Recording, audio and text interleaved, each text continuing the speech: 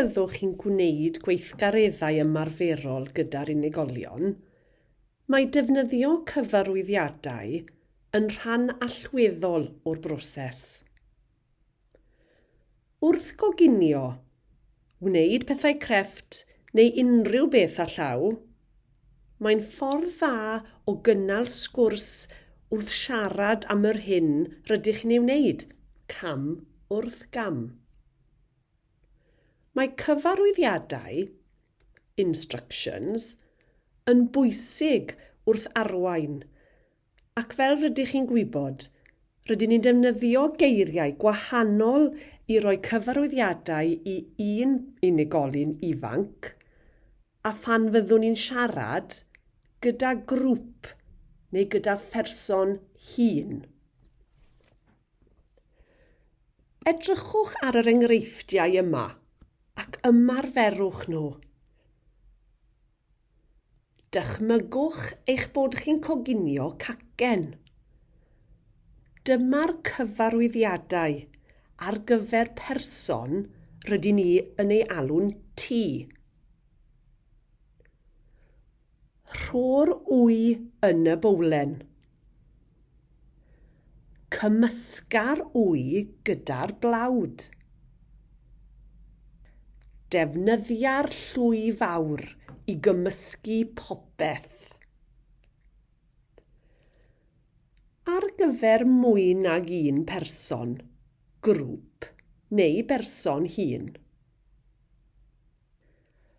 Rhowch yr wy yn y bowlen. Cymysgwch yr wy gyda'r blawd. Defnyddiwch y llwy fawr i gymysgu popeth.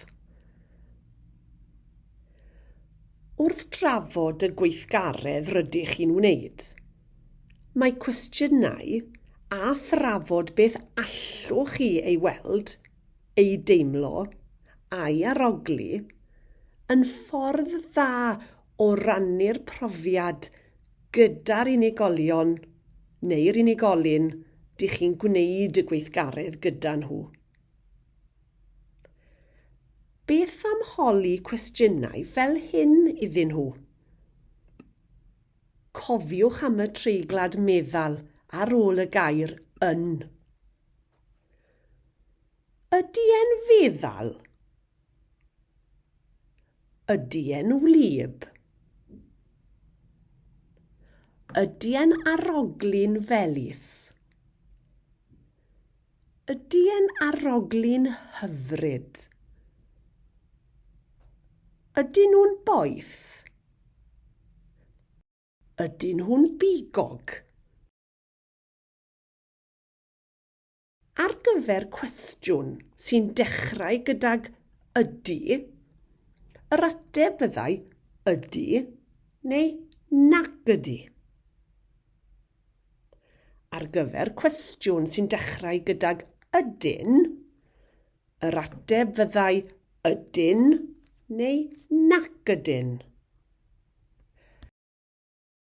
Meddyliwch pa gwestiynau eraill allwch chi eu holi pan fyddwch chi'n gwneud sesiwn ymarferol, ac ymarferwch y patrymau.